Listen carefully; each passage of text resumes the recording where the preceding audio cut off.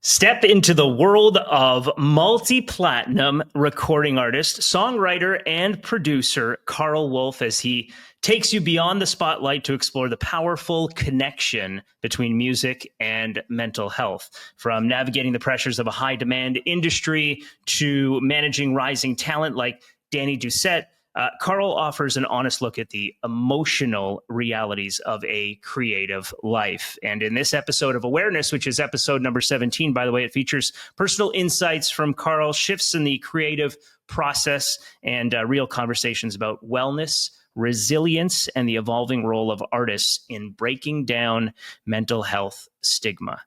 You'll also get the inside scoop on new music, along with tour plans and what's ahead in summer 2025 and beyond. So whether you're an artist or an aspiring artist, a fan, or simply passionate about mental wellness, this podcast delivers authentic stories straight from the heart. So without any further ado, I'd like to welcome you with my good friend, Karl Wolf. Thanks for being here. What's up, buddy? Good seeing you, man. Good to see you too. This is a great vibe, a relaxed environment, just chilled out. Just wanted to have like a cool, honest conversation with you because I thought, we go back a long ways, Karl and I. So I thought like what better way to bring him onto this somewhat, new podcast. We're 17 episodes in, but we haven't really gotten a mental health perspective from an artist quite yet. So I thought, why not bring in my good friend Karl and see what he had to say about mental wellness, mental health, and how he's balanced it throughout the years and such.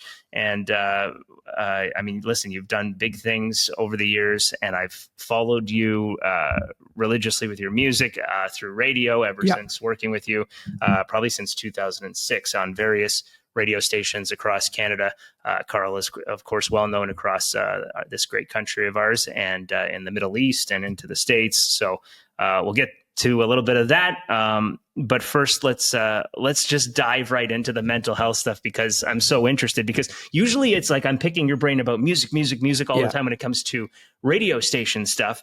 But I think, and you can attest to this as well, I think you had some frustrations as well during COVID and maybe the last few years when you're on social media and you notice all the stuff about war and people, banging heads. And you and I seem like people that we just want to bring people together for love and fun times and just, to not create division. We want unity. And you seem like that type of a person as well. You probably got frustrated maybe in COVID with having maybe you didn't get frustrated in COVID lockdowns, but maybe that spurred your creative process. Again, something that we can touch on. Yep. But music can certainly be an emotional outlet.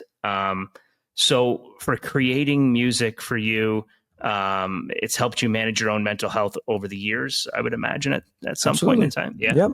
It's like, is it releasing experiences more so, or is it, are you singing about ex-girlfriends? Are you singing about, there's a lot of that. So music is definitely a big release for me, obviously, since I started music. Listen, life has a lot of ups and downs. Yeah. We go through stuff, family stuff, friendship stuff. People steal from you. People hurt you. People cheat you. This is the life we are thrusted into. And I think for me, music has definitely been my getaway from everything. That's why I kind of make my music late at night when the world is sleeping, i.e. 4 a.m. vibes records, which I created. That's what I noticed. Yeah, middle of the night, that's your most super creative important space. Absolutely. It's just the world is asleep and no one's really, your phone is not going off. Yeah. No one's trying to get your attention for anything. So you can focus on the magic of what, creating music is, which is otherworldly. It doesn't come from me only, it comes from above somewhere because it's, if you ask me how to remake a song that was a hit, I wouldn't even know how to start. Yeah. It's just a magic thing. And so I've been very lucky. My mom was a piano teacher. My dad was a musician as well, growing up in Dubai. And then I went into it. It was just a hobby, for them. But for me, it was more like it's like a life force, that I felt like is powerful. I felt powerful when I was, communicating through music to millions of listeners. But when you write and you create in the middle of the night, don't you ever get nervous about see, for me again, being just such a mental health advocate, and listen, I'll tell you the same thing. I struggle with sleeping too. Sure. At times. How do you create a pattern for yourself to, like, if you're going to bed at 5 a.m., when are you waking up? So I sleep 4 or 5 hours, maybe 5, but like generally 4 hours a day. I don't need much. For me, I've got too much energy in general. Yeah. I don't need a lot more sleep, but they do say it's important to get 7 hours sleep. Yeah. So I try my best, but if let's say I sleep at 4 a.m. or 5 a.m, I probably get up at 9:30, 10. Let's say 10:30, 10 o'clock. Sometimes earlier. Because I love to. I want to be the last one to sleep, first one to wake up. Yeah. It's just, and I feel good. I feel fine. I think it does take a toll on me if let's say I'm working on a project and I don't sleep till 7 a.m. It's one of those when the light comes up and the sun comes up. That's when it's hard to, like, a couple of days in a row. Mm-hmm. That's when you can see red in my eyes. And then I'm like, okay, Karl, you need to, like, sleep, and so I take the weekends off to do that. But I don't know. I just love what I do. So it's so addictive to just work in the studio. It's not just about concerts and getting the gratification from fans on TikTok and all that stuff. That's fun. Yeah. But just the creative process of being in the studio alone and just feeling the vibe, or with someone working on music with Dani Doucette, for example, my artist that I signed. And when we work together, just bouncing ideas back and forth, just the creative process is so much fun. And I always chase fun. I always chase happiness and fun. Yeah. And that's kind of where my mental health is at. Yeah. Like when I analyze you, I kind of think like a 9-to-5 job would never work for Karl Wolf. And I don't think I wouldn't want to. You wouldn't want to. No, I never wanted that. My dad always taught me young in life, because he lost a lot in his life by working for someone else. Yeah. And he always told me, whatever you do, just work for yourself. Yeah. And that stuck with me at some point, and I could just see everybody being so robotic. This whole world is just like punch in, punch out. And and I'm glad things are opening up for people. People don't have to abide by that anymore. It's not the same as it used to be, 10 years ago, where people have to get a real job. Right. This is like, now you could do multimedia and just make money off it on YouTube or whatever. I think that's great. Yeah. This way everyone can be an individual, make a living doing what they love. I mean, I haven't worked a day in my life, man. I've never had any other job other than music. I've been the luckiest guy on planet Earth, other than Akon and some other Michael Jacksons. And, I don't consider myself an A star, maybe a B star, but like still I'm making a living and a fair living and taking care of my parents. Yeah.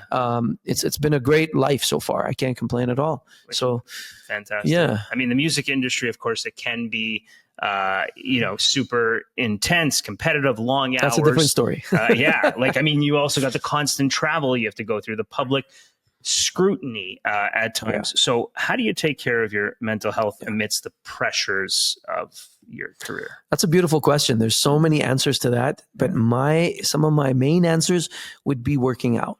So being at the gym, just feeling what it does, for at least from my perspective, it makes me feel powerful, right? When I'm strong physically, I'm strong mentally. Mm-hmm. That means I can go up to anybody and it's not a fight necessarily, but it's, it's a mental fight out there. When you put yourself out there as a singer, I could just remember a time, when I put Africa out, when I first came out, and YouTube was just on this cusp of like this YouTube craze. Like the YouTube wasn't existing prior to that. Right. And I was one of the first artists sort of on YouTube, and people would, so the hater was born, right? It was always the critic, but now it's beyond critic. It's like, just, we hate you because of the way you look or whatever the case may be, or you're stealing a song. Yeah. They used to call it, you're kind of, what do they say?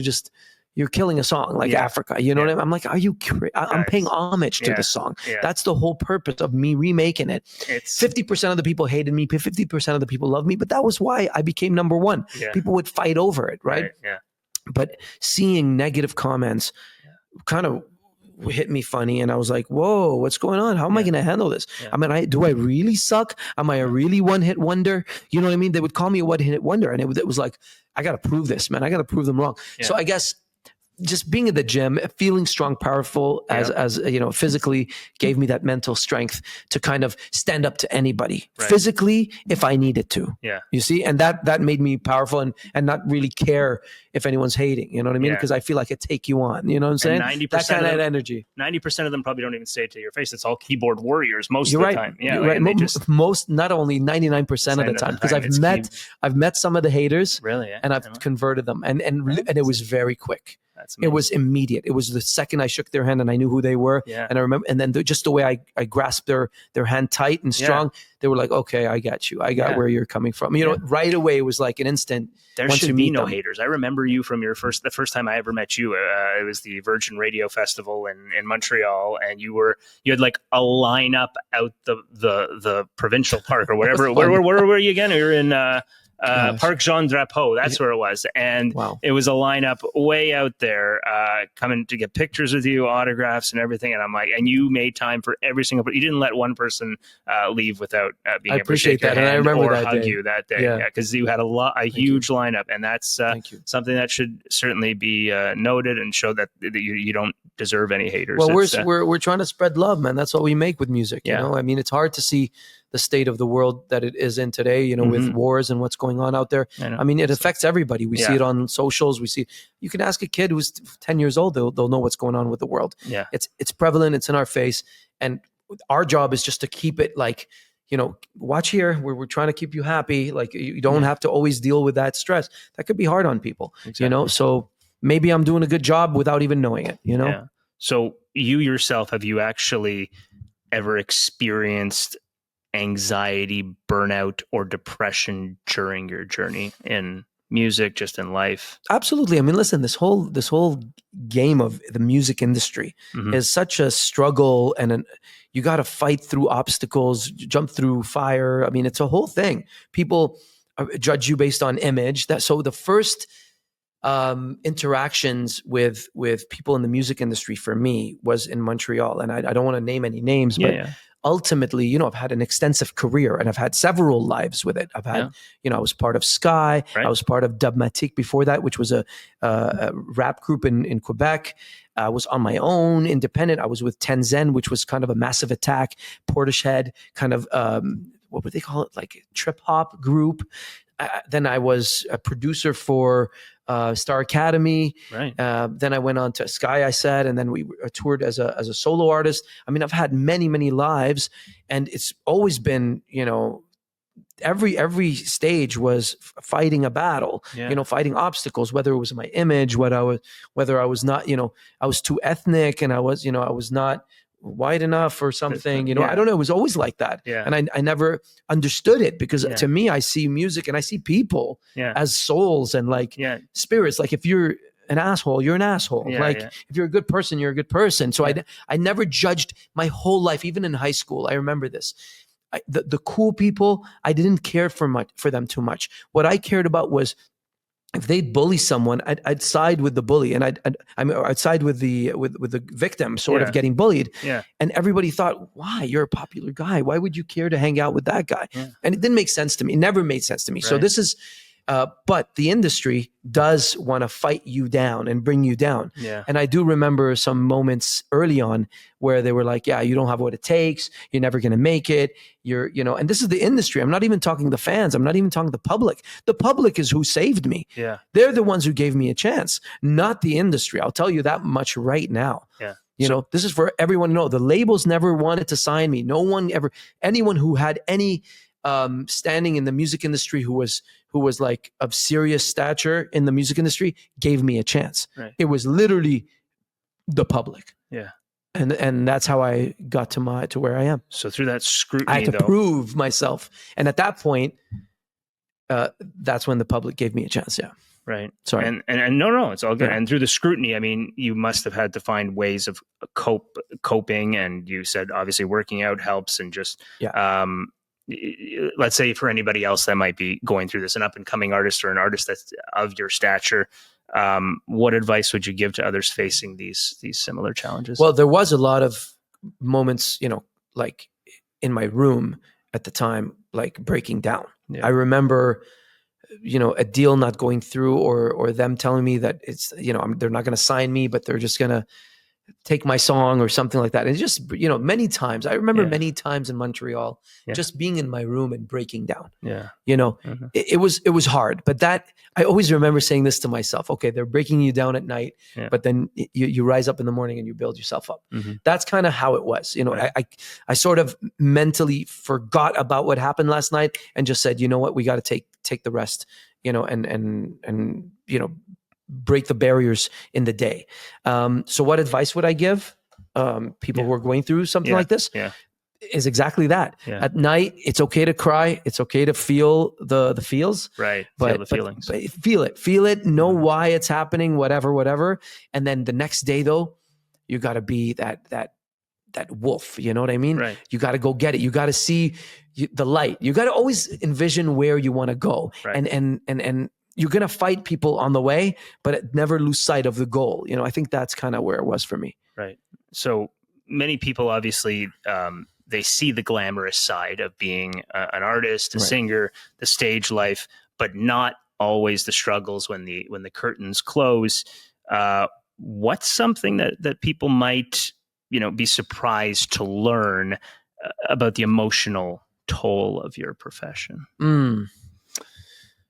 Yeah, I mean, it's definitely not a glamorous thing when you're fighting all these battles. So an artist starting off in every level of being a celebrity artist, whatever, someone in the spotlight, you're going to have battles and fights, So whether you're starting off, you're going to have those issues where nobody believes in you. When you have a hit, people are going to call you a one-hit wonder.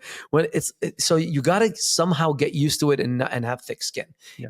It's something you learn, to be honest, and it just takes a couple of tries. It's like, boxing. You got to go in and practice and shadow box before you actually go into a ring. And it's the same thing with people hating on you. Right. Yeah. Well, you've done a good job of being resilient, I must say, and you've come a long way. And I remember so many times that we've added songs to playlists at radio station with your name on it. And I remember being in music meetings and you were amped up about a certain song. And I feel that as an artist, because we're all like, we have that inner artist in us, and just your passion came through so much. And it's like, if I were a music director anywhere, or if I could recommend to any music director that when you see something coming out from Karl Wolf, please give it an attentive ear and truly add it to your playlist. I would just, it's kind of like a Taylor Swift, but for Canada, Taylor Swift, you instantly know the name and you're adding that song. Right. For Canadian content, I see something coming out for you. You got to take that seriously from Karl Wolf. And that means I have all the time. And I wish I had, the biggest say in the game, but I push it. But then you're always supportive. I appreciate you. I have. 100%. And speaking of your specific songs and ones over the years, were there any that were born directly from personal struggles or emotional experiences? Many. Okay. One of them was called Summer Days in Beirut. Okay. Which was, my dad was born, I was born in Beirut actually, but I left when I was 3. Yeah. I grew up in Dubai. But my dad, during the Civil War, he had, which was in the late 70s, early 80s, he had lost a lot. Like he lost his house, he got shot. He was, and I remember being like, believe it or not, I was like a year old and being in bunkers. Like I remember that stuff. And it was just the whole Middle East has a lot of history and a lot of turmoil. And it's always been for many, many years. Yeah. And not that I've been through it, but I felt it through him, and his stories. And I wanted to kind of shine and say something about that. So talking about sort of his dreams being lost in that whole, era, and me having a second chance, bringing us to Canada. And, so my fight is sort of to win for him, essentially. And that's what Summer Days in Beirut was about. Another one was Amateur Love. Featuring Cardinal Official. I remember that. Was that like 2008, 7? No, later. Later, 11? 15. Okay, Amateur. Yeah, Amateur Love was 2014, 2015. Something else that just came out shortly after Africa. After Africa was Carrera. And Yalla Habibi. That's the one, yeah. Yeah, those two, yeah. So several of them came out from, Amateur Love definitely came out of something, that I went through, which was, ex-girlfriend, whatever, cheated on me and stuff like that. So that was really a tough one a tough pill to swallow after being with someone for a long time. And then just one day, just boom, and you know that they're not there anymore. It was really hard. And the concept of that song is I took it in as if I did something wrong and I was the problem. Yeah. You know what I mean? And you kind of go inward, and say, hey, what can I change? As opposed to maybe someone else had an issue at that point, Right. Well, what about, and I love this brand new your jam that came out in January of this year, Gimme Life. And I've looked it up far and wide on the internet, including ChatGPT, and it said that you haven't really publicly said what that was all about or how it, and why can we drop that bomb on awareness and bring it into awareness as to what the song, how it was created, or what was it that stirred that song and how it came up for you? So basically it's about forbidden fruit in a way, it's like, even though I know that things are not going to be good for me, I'm going to go for it. And maybe it'll be great, the greatest thing ever. So taking a chance on something, it's very positive ultimately, it's like, believe in something and hopefully it'll be the greatest thing, and just sort of trust your gut, essentially. How does your creative process change depending on your mental state? Like, do you write differently when you're feeling down versus inspired? Everyone always tells me, listen, so you have a breakup and you're going through something. Now's the time to get in studio. It's easier said than done. That's so hard to do. Because when I'm depressed, which is very rare, but the only reason I get depressed is when someone stole my money. Like a friend of mine who I lent money to, for example, just completely never paid me back, and just I lost a friend because of it. Or obviously death in the family, or someone, cheated on me, anything that someone has caused me, I feel depression. I don't know if you call it depression. I'm not clinically aware if that's what it's called. It could be PTSD. It could be, I don't know, whatever it is, sadness. I don't know. But that feeling, I just sleep it off. I cannot. Maybe after a couple of days I go back in the studio or something, but it's impossible for me to do that. What is possible is once it's all done, said and done, and I'm not feeling that sadness and depression no more, then I can go back and recollect what feeling I felt. And so I can kind of reenact that, being in that position, but not at that moment. Okay. So in the moment, it's hard. It's almost impossible. I would have, that's when you ask me how long I sleep. I'll sleep for 24 hours. When you need it, that's when I can that's why I'm excited every day, because 4 hours is because I can't wait to wake up and really win. You know what I mean? No, you want to win your day, and you have here, right? You look up to something to wake up to in the morning. You want to not make it necessarily a job. It doesn't feel like that. You're not. That's when you love what you do. When you love to do. When you love what you do, you don't work a day in your life. Right.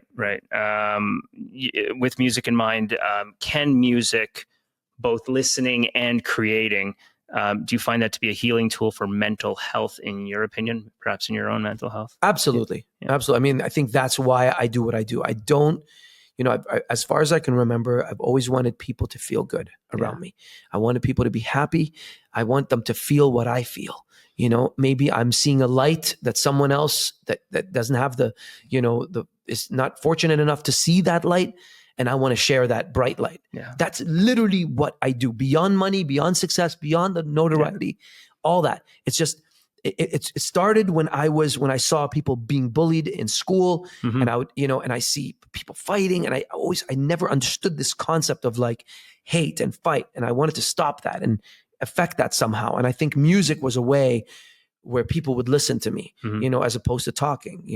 I felt like, wow, people are listening. Everyone's sort of shutting up right now, and I'm listening to what I'm doing, and it felt like I'm giving peace to the world. And that was my way of bringing peace. So definitely. Yeah, for sure. For fans, because we were talking about fans earlier in the episode, and you, my gosh, you have a lot of them. And I've just, the views on YouTube for song, I think "Give Me Life" on YouTube has like 72,000 views already. Cool. Like, and that's like, just came out in January. Oh, that's dope. Like, man, it's unbelievable. So, awesome. Have fans ever shared with you how your music has helped them through tough times specifically? How does that impact you as an artist when you hear that? Absolutely. I mean, it makes me really happy, but it also makes me very sad because throughout my career, I've had young people write me, whether it's on any app and just say, I've had several that said, Karl, I don't want to live anymore. I'm in high school, I'm in whatever, and even younger sometimes. And they're writing me and saying that. And right away, I stop everything I'm doing and I write them and I go back and forth and I say, no, listen, life is tough. Life is hard sometimes. I've been there because they ask me, have you been there? Have you, was it easy for you? I'm like, listen, that's the great thing about it is that you can wake up the next day. Tomorrow's a new day for real, for real. It's not just a saying. Tomorrow is a new day. And you have to always remember that. You could be sad, you could be upset, but you got to wake up the next day feeling because every step forward, every little change that you make will have the universe affect you in a different way. That's what I realized. Like, no matter what it is, let's say I'm getting bad news right now. They didn't sign this, or we didn't sell enough records, or whatever, or there's whatever negative things that can happen. The next day, if you make your foot just does this and you zig instead of zag, the universe will pay you a different dividend, you know? So, and that I've learned and it's great. And it surprises you, man. It's like when you're down, something good happens. It's possible, but you got to wait for that next day. You got to wait for that next day and will come because as much as bad things don't last. Neither do good things. Nothing lasts. So don't worry about it. If there's a bad day, that means something good is coming. And then the good is going to go away and then another bad. And then you just got to learn that that's kind of the process of life. But it did happen. And I've saved many, I think. They were always like, oh, thanks, Karl. You're amazing. It was incredible. Just saving lives. You think a doctor only saves lives. Right. No, musicians can. Exactly. And it's happened. And I've experienced that. Good on you for that. Yeah, thanks, man. I mean, that's, more than just an artist for sure. So the conversation around mental health, it's obviously growing, but there's still a whole lot of work to do out there. What role do you think the music industry, artists and public figures can play in breaking down this stigma? I think a lot. I mean, it's happening, right? I know, I can't mention, certain companies, but they're doing things like that and they're getting artists involved in it. Listen, if you ask me the truth, I think artists are not all, but they're more than not into themselves a lot more than I wish they would help a little more, instead of being into themselves so much. Listen, I've fallen victim to it too. I try to be as helpful as possible, but obviously you got to grow your business. It's a business at the end of the day. So I get it, so we're focused, we're self-involved, etc. At the end of the day, let's try to help each other. Let's help other people out, whether it's in the music industry too, by the way, because people in the music industry who are starting off also go through this, and it's not an easy industry at all. What business doesn't pay you for all your hard work for a long time, and then one day you do get a record deal or whatever, and they pay you somehow, that money will fly away, and then you don't. It's so hard to deal with. Right. You're not, you're struggling all the time. I'm one of the few lucky ones, man, and I hope. People can see and get the energy from me and just understand that you just got to be optimistic at all times and be sort of not happy at all times, but bring the light from within. And that's not easy. That's why you got to work out. That's why you got to, you got to feel 100%. You cannot fill someone else's cup if you're not 100%, right? Yeah. So what's the saying? You can't fill an empty cup if you don't have a full cup, something like that. Something like that. But I get what you mean totally. I certainly want to know what goes through your mind when, let's say, one radio station, maybe it's two, add the newest, biggest Karl Wolf record out there, but the others don't follow suit. But then this song decides to blow up everywhere, that those other stations and channels or whatever it is has no choice but to add it as well. Okay. What goes through your mind? Is it going to be like, I told them so, or do you just leave a straight face and you just do your job and in your mind that you did it and you don't say boo? What do you do? Let's unpack that, because there's several levels. Again, there's so many levels to all the questions you're asking. Yeah. Because I feel I wear so many hats. I'm a producer. I'm the executive producer. I'm a producer, music producer. Did I mention that? I did. Yeah. I'm a singer. I'm an artist. I'm a businessman. So I wear all hats, right? Yeah. And so it hits me Everywhere at different levels, at different things. Yeah. You know, as an artist, if someone doesn't add, let's say what radio programmers don't understand is that if you add the record, even one, we are like over the moon. We just want people to hear our songs. It's so much love that goes into making music. Yeah. More than food.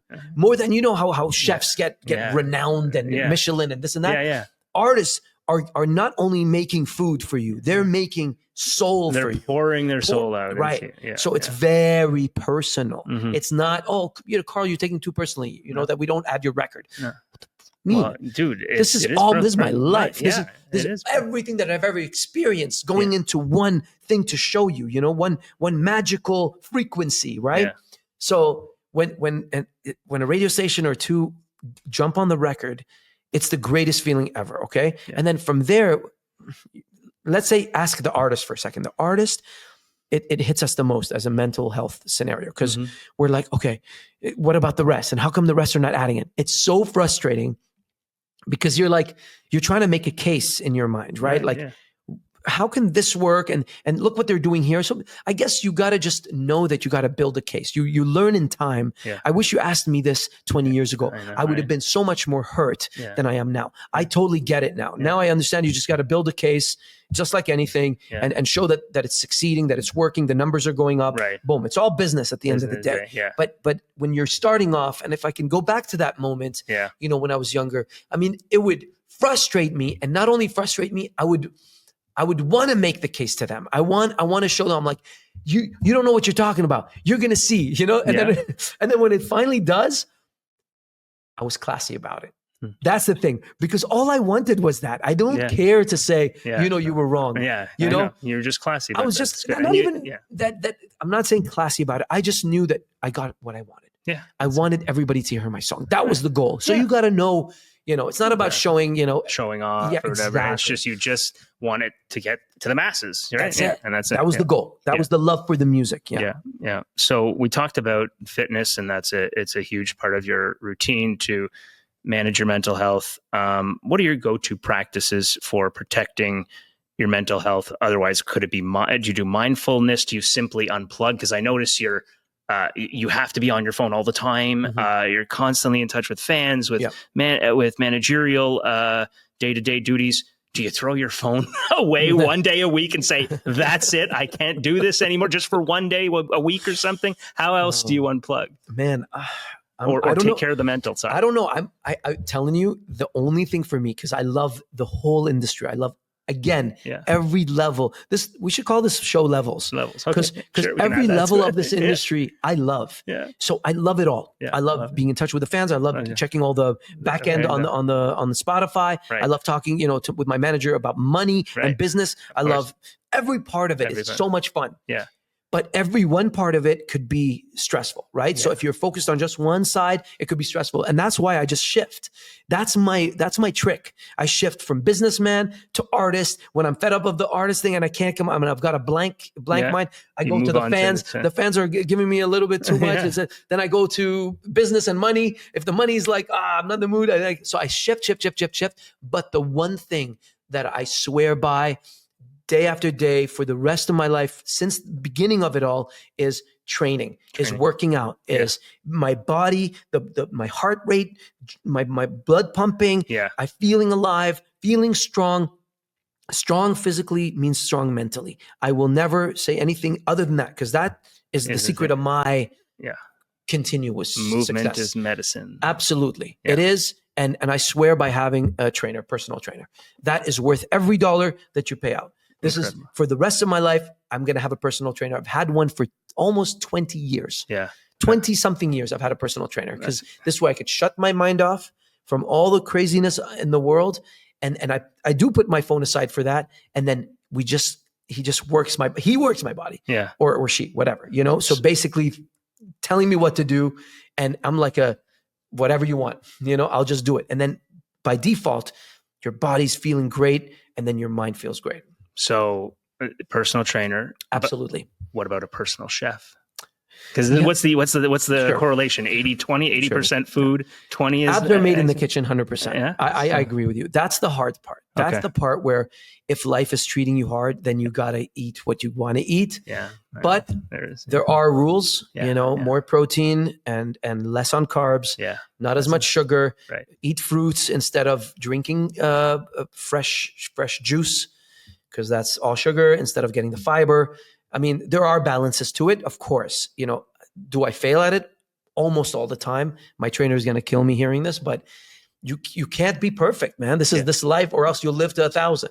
But we don't. Do you still intermittent fast? You mentioned that to me in the past. I tried. I don't do that anymore. Yeah. No. I used to do it by default, just by mistake. Just I wake up and I just work until like 2-3 p.m. Right. And then I gotta eat. Oh yeah, true. True. So I still fall for that as well. Yeah, I still do follow that routine. Nice. By default, by mistake, not on purpose. Yeah. Small awareness in terms of bringing things into awareness. Your coffee. And so you like that shot in the morning. Is it espresso? Are you putting milk in there? Are you a black coffee guy? Ready for this? Yeah, go for it. I don't drink coffee. What? Never drank coffee in my life. How do you stay so amped up and jacked up and do shows and not have coffee? Not coffee. I've never had a drop of coffee in my life. I don't do coffee. So what do you do? I do excitement, man. Excitement. I'm excited. I fulfill every dream I have. Okay. If there's something that I'm excited about, I listen to my body and I say, go. Okay. And I don't hold myself back on that. That's pretty much the secret of the energy. Yeah. Because I'll tell you this much: when I'm sad, I have no energy. Yeah. I will be like this, and that's when I sleep. Right. So I stay happy somehow. I just dream the big dream, man, and just go for it. What else do we got? Exactly. Yeah. Well, I don't know. Maybe I got to try that sometime. That's Listen, a new one. I don't know. I'm open to it. Maybe one day. Right. I hope so. A couple more things I wanted to touch on for this episode is that recently you may have not been aware of this, bringing it into awareness, that you have been managing an artist by the name of Dani Doucette, who is very talented. Had the chance to meet her and see her perform actually at what's the name of that resort again? We were in Friday Harbor Resort in north of Barrie, in Innisfil, Barrie. She's very talented. What can you tell us about your experience in artist management? How do you find managing compared to performing, writing, and producing? The hardest thing ever, and it's not nothing to do with Dani Doucette. She's an amazing artist. The problem is that having a successful artist means having a stubborn artist. Okay. Because I told Pascal this, I don't want to have an artist who's not fighting and bugging us either. That means they're not going to win. Yeah. So it's such a double-edged sword. Okay. So you're working with someone who's really strong-minded, that wants to always, get your attention to get things done. Yeah. And that's not annoying, but that's on your case every time. Yeah. But I always tell Pascal, who's my manager, and essentially we manage Dani together. I tell him, this is good. We, as much as it's annoying right now, it's amazing because we need an artist who's sort of fighting for her own, right? Yeah. And Dani's an incredible person, and by no means is she annoying. She's incredible. But I'm just saying the time that sometimes, like, let's say I'm working on something, and then she needs something for that. So it's almost like, I won't even call it, I don't like the word babysitting, but it's like chaperoning, especially that we know the business and we've been through it. We've started the Karl Wolf project from the beginning. So we know all the mistakes, and why would we want our artists to go through those mistakes when we know we can give you a sort of a cheat code, right? And that's kind of what we do for artists. Now we're mandated to sign like 4 or 5 different artists. Yeah. But I've been focusing on Dani because we were almost top 30 with her. We were top 30 with Fire Alarm. Yeah. And I know we could get to top 10 with her. Okay. I know she's an amazing Canadian artist and deserves and is going to get the limelight in her time. Yeah. She's been snubbed a lot by the industry, in my opinion. Yeah. And I think she deserves what's coming to her. So we're fighting for her. My whole team is fighting for her. And I think the reason I say this, she deserves it is because she's been working so hard at it. Yeah. And she's talented. She's a great writer. Right. She used to be a former model. Right. Like, she looks fantastic. Yeah. She's a great director in her own right when she makes videos and concepts. She's, she knows her fashion. She knows her music. I don't know. She should be in the stature of like Dua Lipa or something, in my opinion. Right. And we're trying to make it happen for her. So how did you discover her? I've heard about her here and there. Yeah. I remember being signed to Randy Lennox actually through like with Universal Music, and we were sitting down. He became the head of Bell. Yeah, Bell Media. And great guy, great friend. Even in time, right? Yeah. So and we sat down. I think he told me about it. He's like, "What do you think of Dani Doucette?" This was a long time ago. Oh wow. So this was like when I was just getting signed. Yeah. So how did she's been doing it for a while then. Long time. So he introduced me to her, and then in time, I guess she followed me on Instagram, and then we followed each other. She would send me some stuff, but it's one time we had a friend in common, and she introduced me to her, and I was like, you know what? We're starting our new label. What are you doing these days? Yeah. And she played me some of her songs. We had a meeting, and I told Pascal, I think we got our first artist. Yeah. And that's how it worked out. Nice. Yeah. Well, she's doing some big things, and hopefully more on the horizon from her in the future. I think so. Yeah. Fantastic. She's the one to watch for sure. Okay. Talk to me about new music on the horizon for Karl Wolf touring. Where is you fresh off of the Vaughan International Music Festival performance on 4th of July, 2025. You killed it out there. All you have to do is, I'm sure you saw tons of his Instagram stories at Karl Wolf's, and they were just, you lit up the night. Talk about celebrations in the US and on the Canadian side on 4th of July that night. You were really lighting up those fireworks on Friday night. So where's the party at with Karl Wolf the remainder of summer 2025 and beyond? We're doing tons of shows. I'm always summer is a thing for me. We love to tour. Yeah. So we're doing a bunch of stuff. I'm doing the Casa Loma actually on the 15th of July. So that's rock orchestra, really cool with a rock band, and we're playing Africa. That's like amazing. a symphony, like a whole rock symphony thing. It's amazing. Wow. So you can get tickets for that. It's July 15th. I'm in Ottawa, July 16th. Wow. We're doing another Casa Loma event on August 5th. Yeah. I've got tons of other shows. So, just check out my Instagram, all the stuff. Yeah. And on your website too, probably has on all my the website tour as well. dates. Yeah, tour dates, all that stuff. Spotify has the tour dates. Yeah. So you can find it everywhere. What's the one in Ottawa you play? Lebanese Festival? Lebfest, yeah. Lebfest, and that's this summer too. This summer, yeah. July 16th. Amazing. Yeah. So that's amazing. Karl Wolf, it is so good to chat, talk mental health, music. Always great to see you and support you.